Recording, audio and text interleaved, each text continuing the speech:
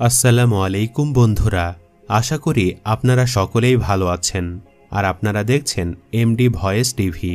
বন্ধুরা, আজকের এই ভিডিওতে আমরা বলবো যে হযরত ইউসুফ আলাইহিস সালামকে তার ভাইয়েরা যেভাবে অন্ধকূপে নিক্ষেপ করেছিল সেই সম্পর্কে একটি বিস্তারিত সত্য ঘটনা, যা শুনে আপনার মন ছুঁয়ে যাবে ইনশাআল্লাহ। তাই ভিডিওটি একবারে শেষ পর্যন্ত দেখবেন। হযরত ইউসুফ আলাইহিস সালাম ছিলেন হযরত ইয়াকুব আলাইহিস সালামের 11তম পুত্র। হযরত ইয়াকুব আলাইহিস সালামের জন্মভূমির নাম কেনান, যা বর্তমান ফিলিস্তিনের একটি অংশ।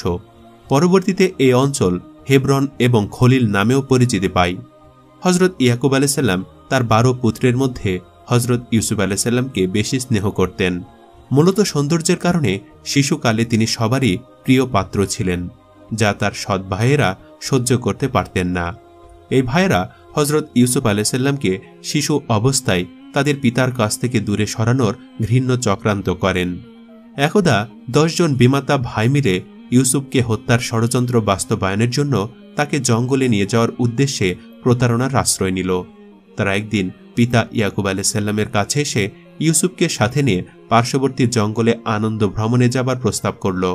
তারা পিতাকে বলল যে আপনি তাকে আগামীকাল আমাদের সাথে প্রেরণ করুন, সে আমাদের সঙ্গে যাবে, তৃপ্তি সহ খাবে আর খেলাধুলা করবে এবং আমরা অবশ্যই তার রক্ষণাবেক্ষণ করব।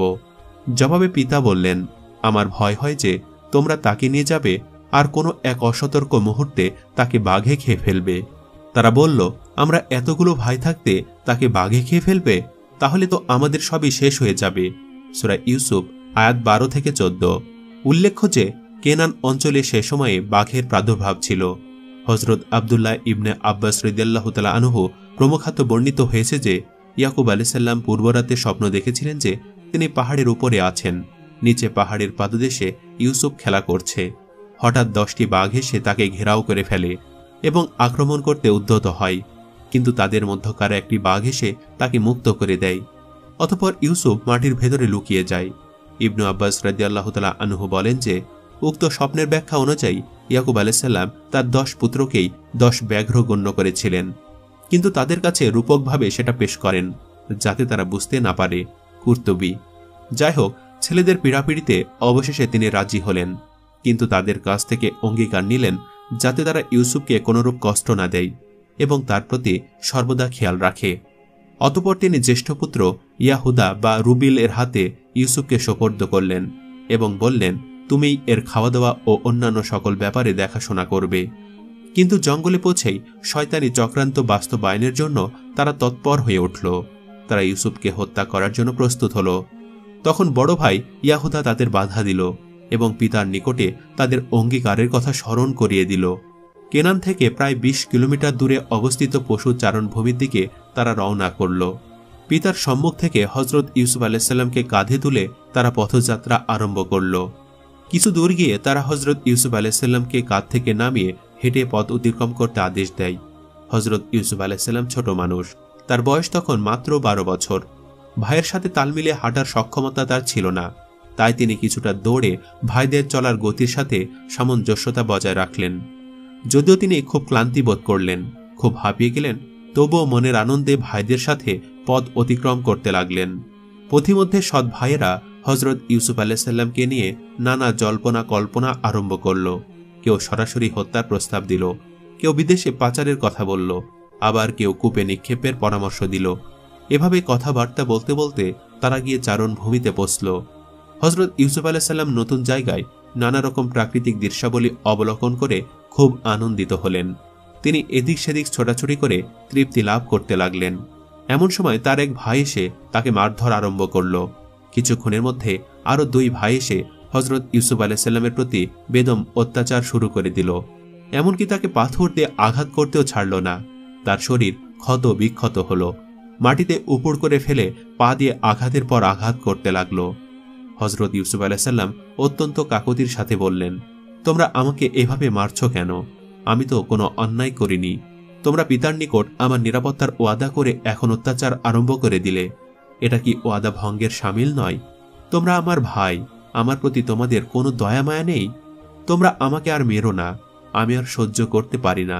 এক ভাই তখন বলল, তুই নাকি স্বপ্নে 11 নক্ষত্র ও চন্দ্র সূর্যকে দেখেছিস, তারা তোকে সেজদা করছে, অতএব এখন তাদেরকে ডেকে রক্ষার ব্যবস্থা গ্রহণ কর, আমরা তোকে মেরে ফেলব। এই বলে তারা অত্যাচারের মাত্রা আরও বাড়িয়ে দিল।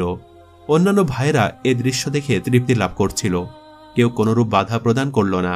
দীর্ঘ সময় পরে ইয়াহুদ এসে বলল, তোমরা ওকে মারছ কেন? এভাবে মারধর করার কথা ছিল না। তোমাদের যা ইচ্ছা তাই করলে নিজেদের মধ্যে কলহের সৃষ্টি হবে। তোমরা নিবও হও এবং ইউসুফকে গভীর এক কূপের মধ্যে ফেলে দিয়ে আমরা ফিরে যাই, তাহলে সকল দিক রক্ষা পাবে। হত্যার অভিযোগ থেকে আমরা মুক্তি পাব এবং ইউসুফকেও পিতার নিকট থেকে দূর করা যাবে। পরে তওবা করে আমরা আল্লাহ তাআলার নিকট ক্ষমা প্রার্থনা করব। ইয়াহুদের কথায় সকলের চেতনা ফিরে এলো। তখন তারা হযরত ইউসুফ আলাইহিস সালামকে নিয়ে একটি গভীর কূপের নিকট গমন করল এবং তাকে উলঙ্গ করে হাত পা রশি দিয়ে বেঁধে নিল। অতঃপর বালতির উপর বসে তাকে কূপে ফেলতে আরম্ভ করল। হযরত ইউসুফ আলাইহিস সালাম ভাইদের নিকট কাকুতির সঙ্গে কেঁদে কেঁদে জীবন ভিক্ষা চাইল। পিতার নিকট তাদের প্রতিশ্রুতির কথা বারবার স্মরণ করিয়ে দিল। আল্লাহ তাআলার বিধান অনুসারে ন্যায় অন্যায়ের প্রতি তাদের দৃষ্টি আকর্ষণ করল। কিছুতেই কোনো কাজ হল না। তারা বালতির রশি ধীরে ধীরে ঢিল দিতে আরম্ভ করল। বালতি যখন মাঝামাঝি স্থানে পৌঁছল, তখন শোমন অগ্রসর হয়ে ইয়াহুদের হাত থেকে বালতির রশি হাতে নিয়ে একবারে রশি কেটে দিল, যাতে বালতি হঠাৎ করে পড়ে গিয়ে হযরত ইউসুফ আলাইহিস সালাম একেবারে মারা যায়।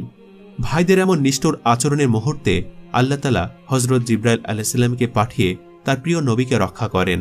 হযরত জিবরাইল আলাইহিস সালাম তৎক্ষণাৎ সেখানে উপস্থিত হয়ে বালতির রশি ধরে ফেলেন এবং হযরত ইউসুফ আলাইহিস সালামকে ধীরে ধীরে কূপের নিচে একখানা পাথরের উপর অবতরণ করান এবং তাকে বেহেশতি পোশাক পরিয়ে দেন।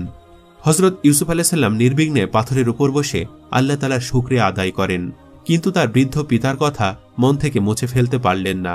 তাই তার ক্রন্দনের ঢেউ অব্যাহত থাকল। তখন হযরত জিবরাইল আলাইহিস সালাম আল্লাহ তাআলার তরফ থেকে তাকে সান্ত্বনার বাণী পৌঁছে দিলেন, হে ইউসুফ, তুমি ভয় পেও না। একদিন তোমার এই অত্যাচারী ভাইদের ওপর তুমি বিজয়ী হবে। সেদিন তোমার থাকবে আনন্দ উচ্ছল বদন, আর ওদের থাকবে মলিন ও যাতনা ক্লিষ্ট বদন। কিন্তু ওরা এ খবর আদৌ জানে না। আর সেদিন বেশি দূরে নয় যেদিন ওরা থাকবে তোমার অধীন, তুমি থাকবে ওদের মনিব। হযরত ইউসুফ আলাইহিস সালামকে কূপ থেকে উদ্ধার এবং কৃতদাস হিসাবে বিক্রি। সূরা ইউসুফের ১৯ নম্বর আয়াতে রয়েছে কুয়া থেকে শিশু ইউসুফ আলাইহিস সালামকে উদ্ধারের কাহিনীর সংক্ষিপ্ত বর্ণনা। তাফসির মতে সিরিয়া থেকে মিশরগামী একটি কাফেলা ওই কূপের পাশ দিয়ে যাচ্ছিল। তাদের মধ্যে মালিক ইবনে দোবর নামক এক ব্যক্তি পানি সংগ্রহের জন্য কূপে বালতি নিক্ষেপ করেন। বাতি ও সংযুক্ত দড়ির সঙ্গে এ সময় সুদর্শন বালক ইউসুফ আলাইহিস সালাম উঠে আসেন। এতে মালিক উল্লসিত হয়ে ওঠেন, কারণ সে সময় দাস হিসাবে মানুষ ক্রয় বিক্রির প্রচলন ছিল। মালিক অন্য কারো সঙ্গে দাস হিসাবে বিক্রয়লব্ধ টাকার ভাগ না দেওয়ার উদ্দেশ্যে ইউসুফ আলাইহিস সালামকে উদ্ধারের কাহিনী গোপন করে তাকে কাফেলার সঙ্গে মিশরে নিয়ে যায়। অপর তাফসির মতে ভাইদের মধ্যে ইয়াহুদা 2 দিন কূপে থাকা ইউসুফ আলাইহিস সালামকে খাবার দিয়েছিলেন। তৃতীয় দিন তাকে কূপে না পেয়ে খুঁজতে থাকেন এবং ওই কাফেলায় তার সন্ধান পান। কাফেলার লোকদের কাছে তারা ইউসুফ আলাইহিস সালামকে পলাতক দাস হিসাবে উল্লেখ করেন এবং তাকে কাফেলার লোকেরা চুরি করেছে বলে অভিযোগ তোলেন। ফলে ভীত সন্ত্রস্ত কাফেলার লোকজন অর্থের বিনিময়ে ইউসুফ আলাইহিস সালামকে কিনে নেন এবং মিশরে চলে যান। মিশরের দাসদাসী বিক্রির হাটে সুদর্শন ইউসুফ আলাইহিস সালামের আগমনে সাড়া ফেলে দেয় এবং তার মূল্য ক্রমে বৃদ্ধি পেতে থাকে। সবশেষে ইউসুফ আলাইহিস সালামের ওজনের সমপরিমাণ সোনা, মৃগনাভি এবং রেশমি বস্ত্রের বিনিময়ে তাকে কিনে নেন আজিজে মিশর, অর্থাৎ মিশরের অর্থ ও খাদ্য মন্ত্রিতুল্য রাজসভার একজন সদস্য। কোনো কোনো বর্ণনায় তাকে মিশরের তৎকালীন আমালিকা জাতীয় সম্রাট বায়াদ ইবনে ওয়াসাদের অর্থমন্ত্রী কিফতি কিংবা ইফতি বলে উল্লেখ করা হয়। তো প্রিয় বন্ধুরা, এই ঘটনাটি আপনাদের কাছে কেমন লেগেছে কমেন্ট করে আমাদের অবশ্যই জানাবেন। আজ তাহলে এই পর্যন্তই। আপনারা ভালো থাকবেন, সুস্থ থাকবেন। আল্লাহ হাফেজ।